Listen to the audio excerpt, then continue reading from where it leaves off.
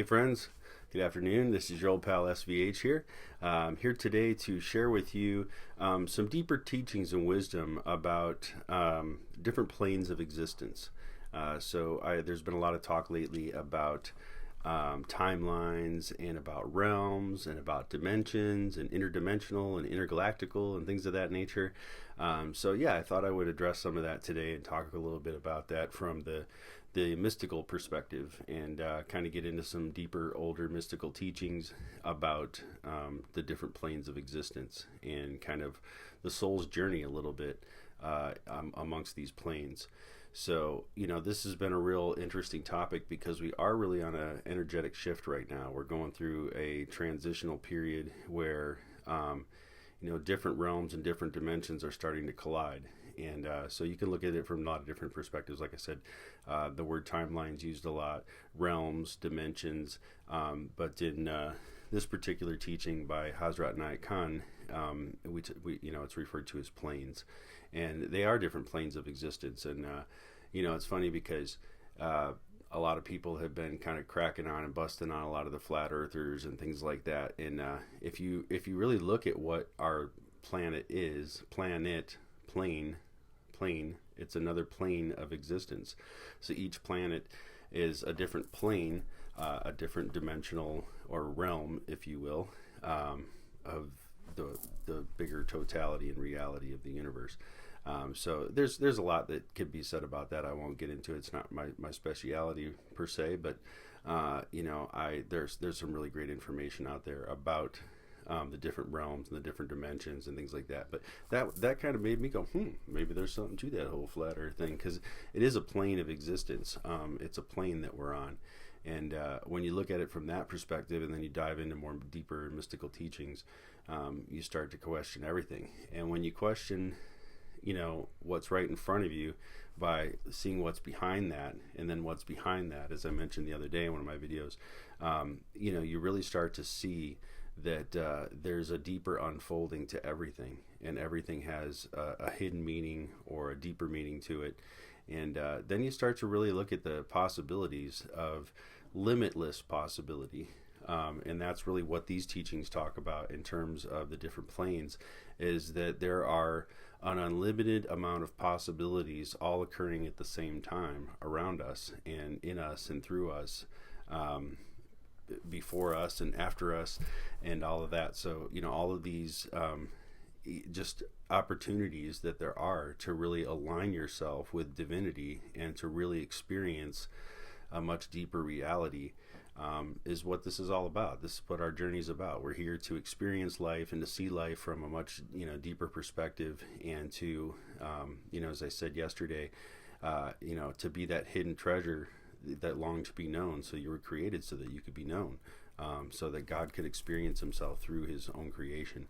So with that said, I just want to dive a little bit into these teachings. I may put a little commentary behind it. I'm going to read this whole chapter, and this is from Sufi Teachings. So let's get a little sunlight glare there. The Sufi Teachings of Hazrat Inayat Khan. This is volume 8. Called Sufi Teachings. So again, there's 12 or 14 volumes, 13 volumes along with the index, so 14 altogether. All different, topics. The Mysticism of Music and Sound is volume 2, and that's what really caught me and got me into this whole training and teaching and really this path of self-discovery. So I encourage people to check this out. So I'm going to read this whole chapter.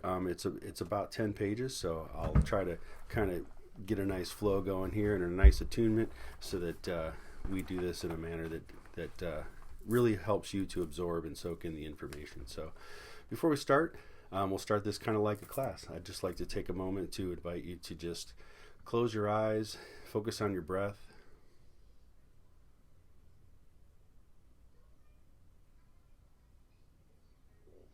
When I say focus on your breath, I mean focus on the feeling, the energy of the in-breath, knowing that you're drawing in clean, pure, fresh energy from the elements. All the 5 elements.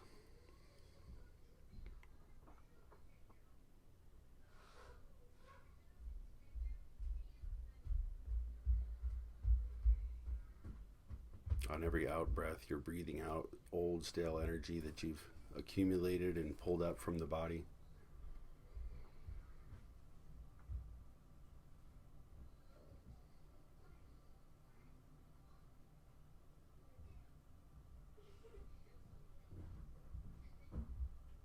Just be present to the breath.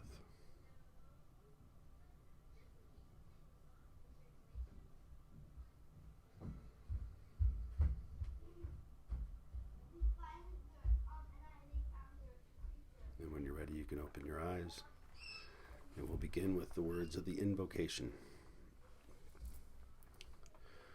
Toward the One, the perfection of love, harmony, and beauty, the only being, united with all the illuminated souls who form the embodiment of the messenger, the spirit of guidance.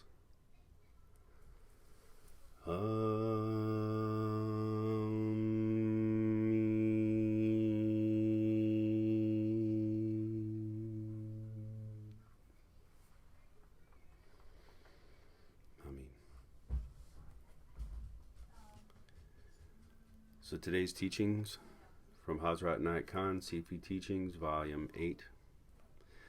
Chapter is titled Manifestation, Gravitation, Assimilation, and Perfection. The absolute in both its manifested and unmanifested condition is intelligence, and it is the manifestation of this intelligence which may be called light, life, and love. It is the dense form of intelligence which is light. And as the sun is not only the source of the moon, the planets, and the stars, but also of fire, or flame, or glow, and of every aspect of light, so the Supreme Spirit is the source of all aspects of manifestation. The sun is the centralization of the all-pervading radiance. The light which was spread all around began to function in one spot. There it became more radiant, more glowing, more powerful than the radiance that was left in space. This light again functioned in the moon, and in its different currents functioned in different planets and stars. This is an accurate picture of the origin of the creation. The all-pervading light of intelligence first centralized itself, thus making itself the spirit of the whole universe. And from there it began to manifest. So the omniscient spirit, by centralizing in one spot, has become the source of both the seen and the unseen manifestation.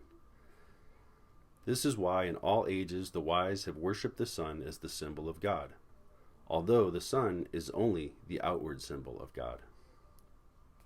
A close study of the formation of the sun and of its influence on everything in life will help us to understand the divine spirit. Heat, gas light, electric light, and coal fire, the wood fire, the candle, the flame, the oil lamp, all these different manifestations of light have their source in the sun. It is the sun which is showing itself in all these different forms, although we generally consider the sun to be separate from all other aspects of light. In the same way, the Supreme Spirit is manifested in all forms, in all things and beings, in the seen and unseen worlds. And yet, it stands remote, as the sun stands remote from all other forms of light. The Quran says, God is the light of heaven and of earth, and in reality all forms, however dense they may be, are to some degree the radiance of the Spirit which is all light. All the different colors are different degrees of the same light. The Supreme Spirit, the source of all things, has two aspects, audible and visible. It is the audible aspect. The Spirit is the word, as the Bible calls sound. The Hindus call it nada. In its physical aspect, the Supreme Spirit is the light. In its finer aspect, the light of intelligence. In its dense aspect, the radiance of all objects. Manifestation is the phenomenon of the light playing in three directions. This is the real meaning of the Trinity. One direction is the light that sees. The other direction is the light that is seen. And the third is the light that shows all things. In other words, the eyes which see the object that is seen, and the light that enables the eyes to see the object, are all one and the same light, playing in three different ways. There is a surah of the Quran where it says, "I have made your light, and by your light I create the universe." In other words, the all-pervading spirit says to the centralized aspect of itself, "I made you first, and out of you I have made the whole universe." This is the key to the whole of creation. The process of manifestation is like the projecting of rays from the sun. Why does the sun shoot out its rays? Because it is its nature. And the same answer applies to the question of why the Supreme Spirit manifests. Because it is its nature. No sooner has the all-pervading light become centralized in one spot and formed the sun than the rays began to shoot out. In the same way, the omniscient light, as soon as it is centralized in itself in one spot, began to shoot out its rays. And just as there are many rays of the sun, so there are many rays of the Spirit of Intelligence. In other words, of God, the real self. And each of these rays is a soul. Thus the ray is the manifestation of the sun, and man is the manifestation of God. The rays spread forth and reach far, and yet they remain connected with the sun. As these rays go forth, the first plane they strike is the angelic plane. The second plane they strike is the plane of the jinns. And the third is the physical plane. But have these rays left the Supreme Spirit in order to come to the angelic plane? Have they left the angelic plane in order to come to the plane of the jinns? Have they left the jinn plane in order to come to the physical plane? No. They have passed through all three. And while passing through, they have received all that can be received from each plane, learned all that is to be learned, gathered all that is to be gathered. But they still exist on those planes, although they do not know it. There's a key there. They are only conscious of that plane where their ray has opened its eyes. In other words, we are sitting in the room, but we only see what is before our eyes, and not what is behind our back. Thus every soul has at the back of it the angelic plane and the jinn plane, but before its eyes there is only this physical plane. Therefore it is only conscious of the physical plane, and is unconscious of the planes from which it has turned its eyes. Though even after manifesting on earth, it is still connected with the higher spheres. It lives in all spheres, but mostly knows only one sphere, unaware of the others on which it has turned its back. Thus the soul deprived of the heavenly bliss becomes conscious of the troubles and limitations of life on earth. It was not that Adam was driven out of the Garden of Eden. He only turned his back on it, and that made him an exile from heaven. The souls which have opened their eyes fully to the angelic plane and become interested in it have remained there, and it is the inhabitants of that plane that may be called angels.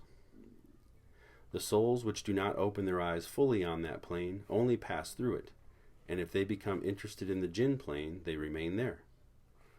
Souls which went still further towards manifestation and reached on the physical plane the ultimate call of their destiny, have opened their eyes there and have become human beings, which is the most wide-awake state of all.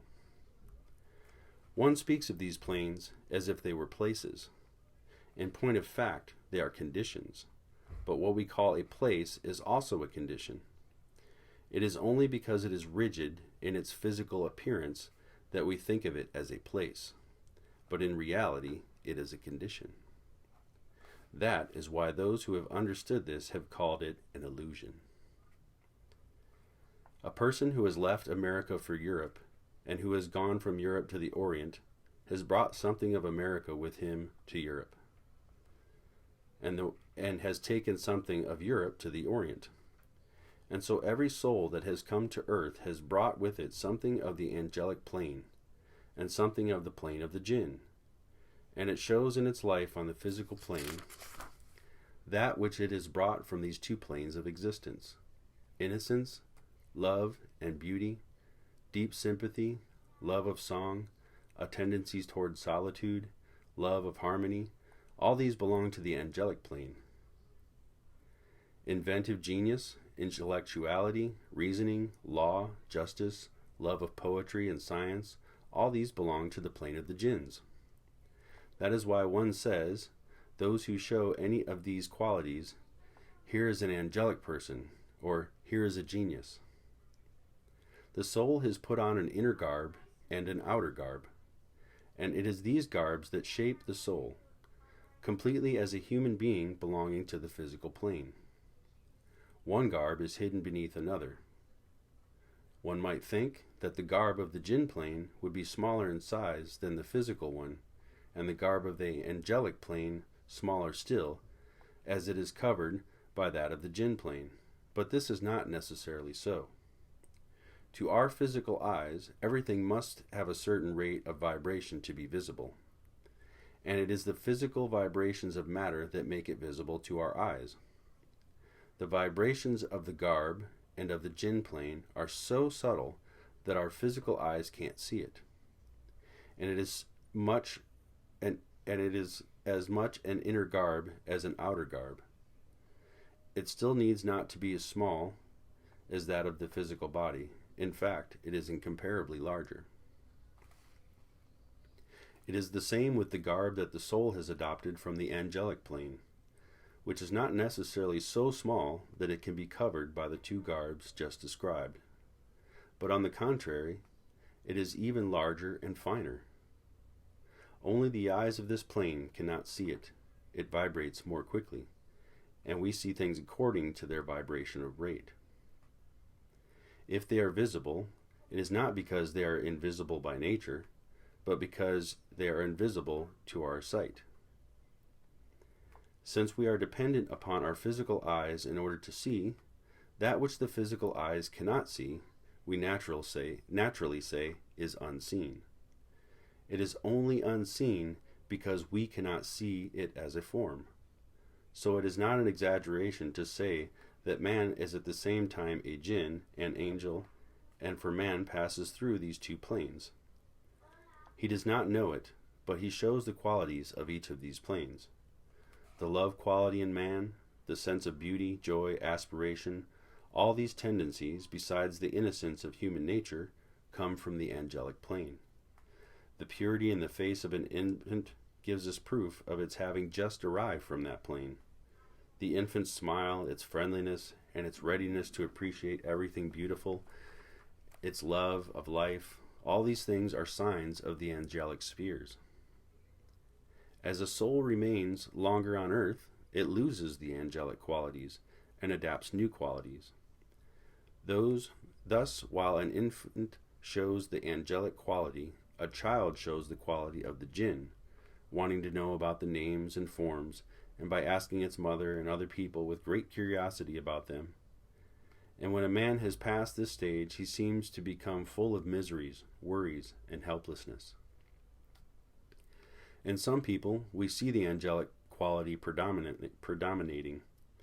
They are good and kind and innocent, forgiving, pure-hearted, righteous, virtuous, lovers of beauty, always inclined to high aspirations. If we studied human nature more keenly, we would find a great many examples of the angelic nature. And again, there are poets, composers, and intellectual people, writers, and inventors who show the quality of the jinn. Why do souls come to earth? Why has this creation taken place? What is the purpose of this manifestation? These questions may be answered in one word: satisfaction. for the satisfaction of God. Why is God not satisfied without it? Because God is the only being, and the desire of being is to become conscious of being. This consciousness experiences life through various channels, names, and forms, and in man this consciousness of being reaches its culmination. To put it simply, it is through man that God experiences life in its highest perfection. If anyone asks what man's duty is, if that is the purpose, the answer is, his most sacred duty is to attain to that perfect consciousness which is his dharma, his true religion. In order to perform his duty, he may have to struggle with himself, and he may have to go through suffering and pain, and he may have to pass many tests and trials. But by making many sacrifices and practicing renunciation, he will attain to that consciousness which is God consciousness, in which resides all perfection. As we have seen, if we studied human nature more keenly, we would find a great many examples of people with an angelic nature, and also of these who show jinn qualities. However, there are more people who show human qualities. These can again be divided into three classes. There is the human quality, there is the animal quality, and there is the devilish quality. Depending on the rate of vibrations and the rhythm, intense rhythm produces the devilish quality. Moderate rhythm shows the animal quality. And even rhythm shows the human quality. The form of this rhythm may be described thus, that the human quality is mobile, the animal quality is uneven, and the devilish quality is zigzag.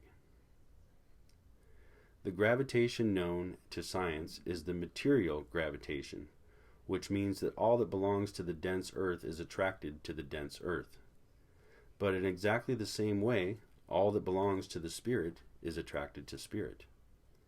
Therefore, man is pulled from both sides, and he is pulled more than any other creature, for he is closer to the spirit.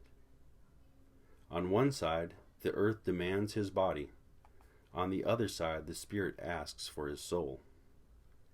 If man gives in to the attraction of the earth, then the body drags the soul towards the earth. If man gives himself over to the attraction of the spirit, then the spirit drags the body to the spirit. In this way, man is subject to the law of gravity from both sides, from the earth and from heaven. The law of gravity is similar to the law which governs the relation between the sun and the ray. The ray never leaves the sun. Its tendency is to reach out and then to withdraw and to return towards the sun. In other words, to merge into the sun. The inclination of the soul is the same. However much the body depends upon the dense earth, and however much the mind reveals in the intellectual spheres, the soul's continual inclination is to withdraw itself to its origin. But since the physical manifestation speaks loudest, and the mind makes its own sound, the gentle cry of the soul remains unheard.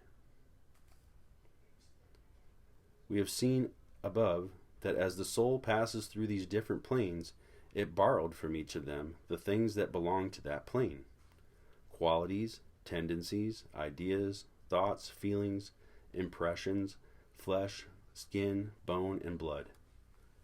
But when what the soul has borrowed, it must give back when it is done with its work. It was borrowed for a certain time and for a certain purpose.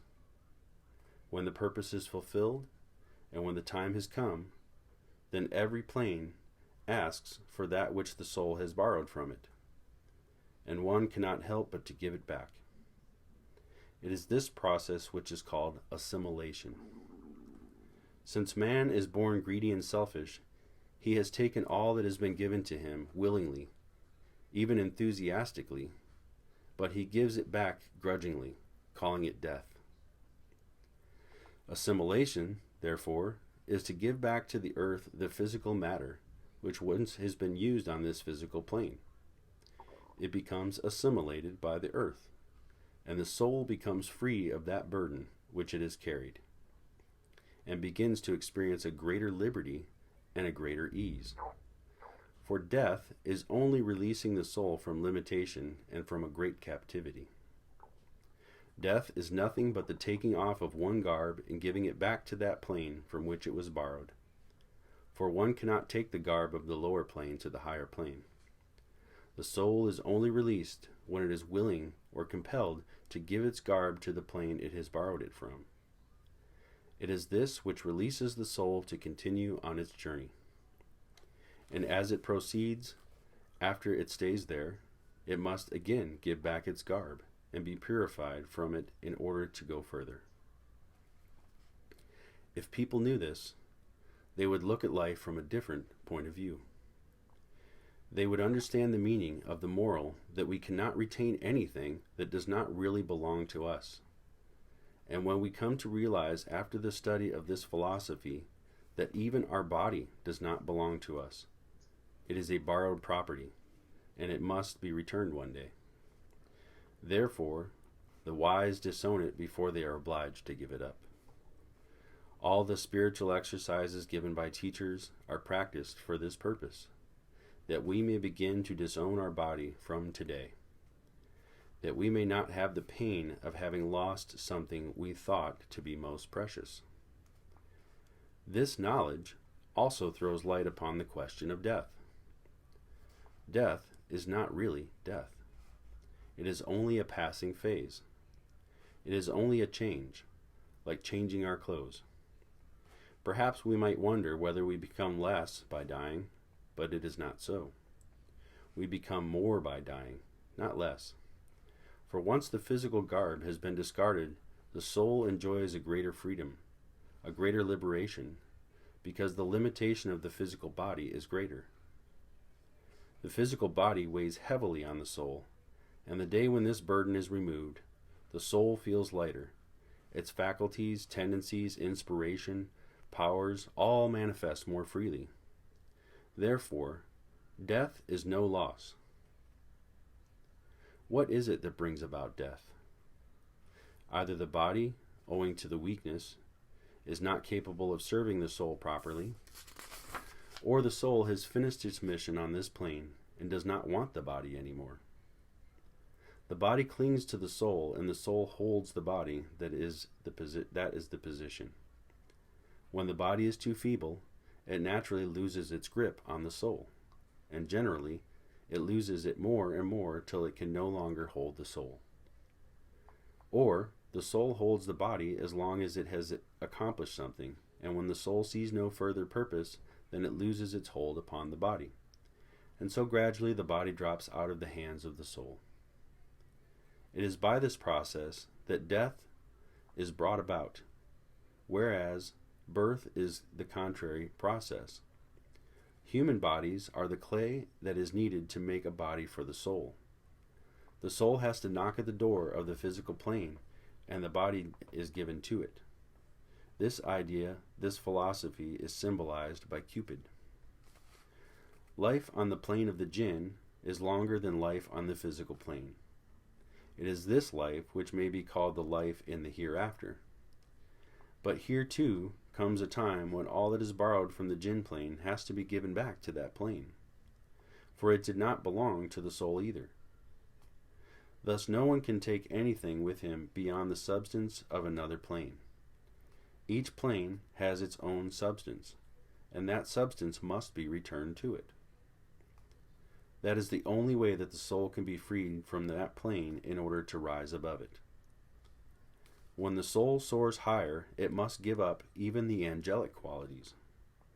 They must be assimilated into the angelic plane before the soul can dissolve into the great ocean, the Supreme Spirit.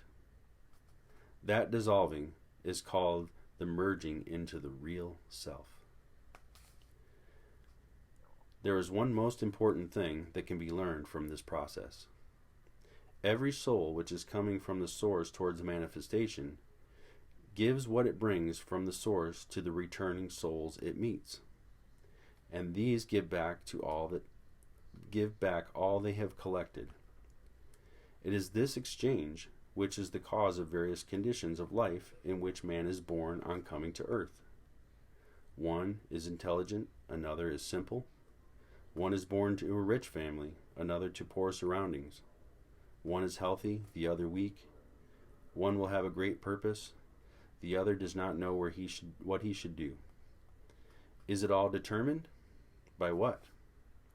By the fact that a soul coming from the source has collected all kinds of things on its way from souls returning to the source.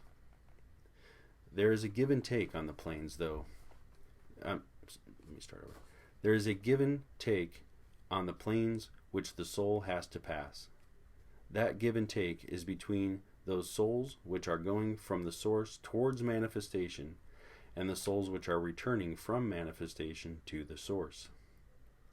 As a traveler coming from Asia to America and a traveler from America to Asia may meet in Europe and may exchange money or thoughts, taking up themselves one another's debts, knowledge, happiness, or misery, in the same way we experience our life on earth.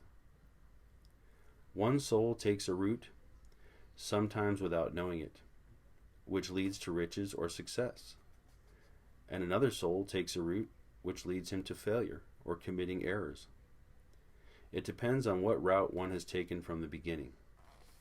Hafiz explains this idea poetically, saying that each person has his own wine, and his love is according to the wine he possesses, whether it be the wine of happiness, the wine of joy, or of sorrow, the wine of misery, of courage, of fear, of trust, of distrust, of faith, or of disbelief. It is in the intoxication of the wine that he acts, showing the effect of the wine to the world. In this exchange between souls going from the source to manifestation and coming back from manifestation to the source, one takes the wine of selfishness, another that of unselfishness. A Persian poet, Badil, says, "Before dawn the wine was poured out, the wine which was taken from the eyes of the beloved." By dawn the poet means birth, the time when the soul begins its journey from the angelic plane, and the eyes of the beloved mean this most deceiving world. The first cup that the soul drinks determines its life afterwards. Many believe that man, when he attains to a higher evolution, becomes richer in knowledge. Certainly, higher evolution in itself is itself a knowledge, but the knowledge man gains from earthly sources is not a coin which is current on other planes. Man makes much of the coin of this plane, small and limited though this world is. It always amuses me when a person comes and says, "I have read so many books on occult science, and I am quite ready to be initiated." Imagine how reading about occult science should entitle one to spirituality. The language of that country is different. The intellectual knowledge is not current there. The learning there consists of unlearning, which we have learned here. The question of spiritual attainment is quite different, and it must be dealt with from a totally different point of view. The condition of the soul may be likened to a mirror. It reflects the object which is before it, but that object is not engraved in the mirror. It only occupies it during the time it veils it. In the same way, the soul is veiled by experiences. In other words, our experiences may delude the soul, may cover it or bury it, but they cannot penetrate it. Also, what is called individuality is only the temporary state, and as soon as the soul has awakened, it no longer attaches much importance to individuality, which is something made up of garbs borrowed from the different planes. It is like a doll made of rags. When we understand this, we give all importance to the soul which is real, which comes from the real, and which seeks after the real. The final question is, what can be the purpose of the creation of man? Is anything gained by it? Yes. The realization attained by the experience of life. And it is a divine realization when the experience has led the soul to that height which it is no longer only an individual soul, but where it is conscious of all planes of existence, not only of the source, but of all the planes of limitation. And when all the inspiration and power latent in man are within his reach, then the realization is called perfection. It is that perfection of which Jesus Christ spoke, "Be ye perfect, even as your Father in heaven is perfect."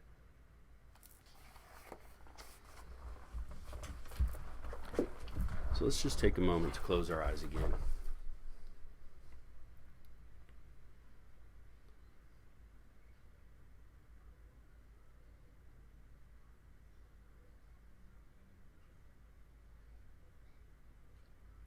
Connect again with the breath, but the feeling of the breath, just the flow of energy coming in and coming out.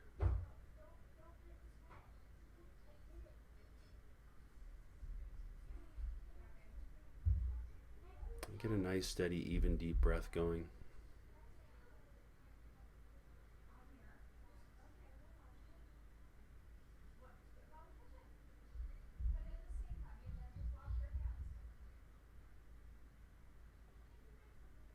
And in this breath, connect with the soul. Connect with the soul through the breath. Let the physicality of the body, even the mechanism of breathing, just fall away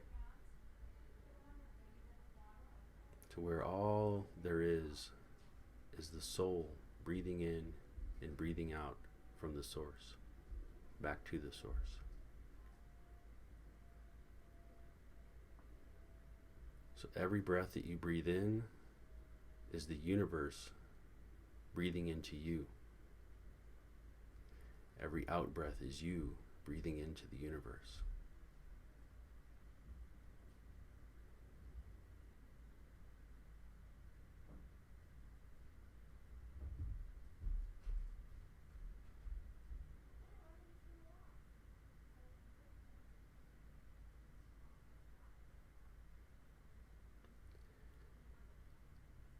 And as you breathe out into the universe, throw your consciousness as far as you can throw it to the farthest reaches of the galaxies, through all the different planes of existence, through all the different levels and dimensions and realms of reality.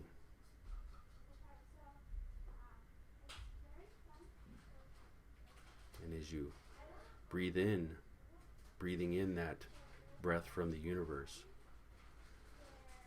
bring all of that expanse, all of that distance, as far as you went. Bring all of that all the way back.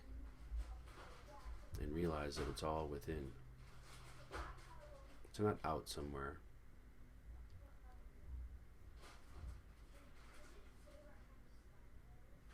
But the whole expanse of the universe is deep within your soul. Breathing in the breath from the universe. Breathing out, breathing life into the universe. Expanding that conscious awareness with every breath, in and out.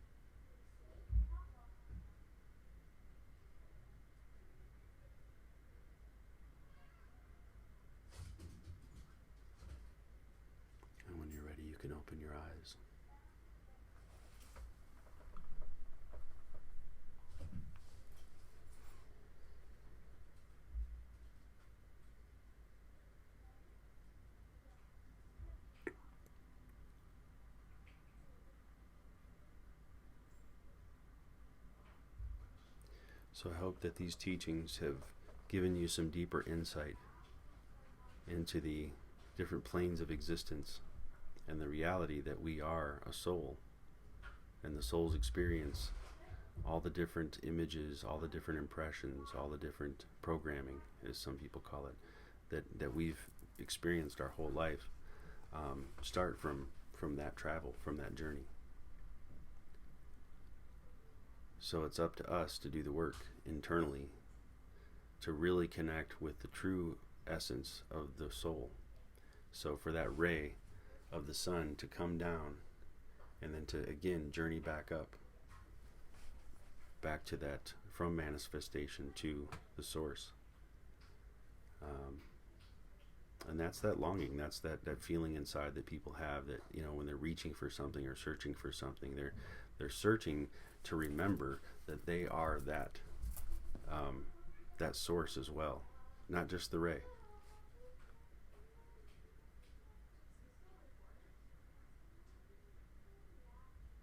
So I encourage you today to contemplate the soul and to think about the expanse of the soul and the different planes of existence and all the different levels of reality. You can think in terms of quantum physics and all the overlapping planes of existence that are happening simultaneously, all the different innumerable possibilities that exist in this very moment.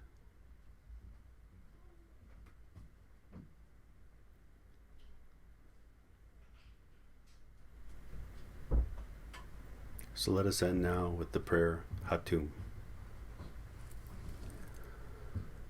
O Thou who art the perfection of love, harmony, and beauty, the Lord of heaven and earth, open our hearts that we may hear Thy voice, which constantly cometh from within. Disclose to us Thy divine light, which is hidden in our souls, that we may know and understand life better. Most merciful and compassionate God, give us Thy great goodness. Teach us Thy loving forgiveness.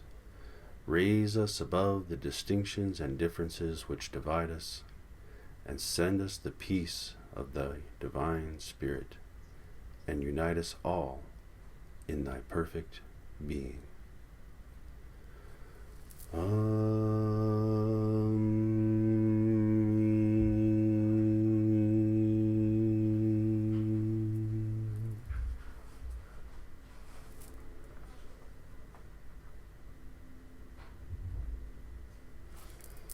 Thank you, dear friends.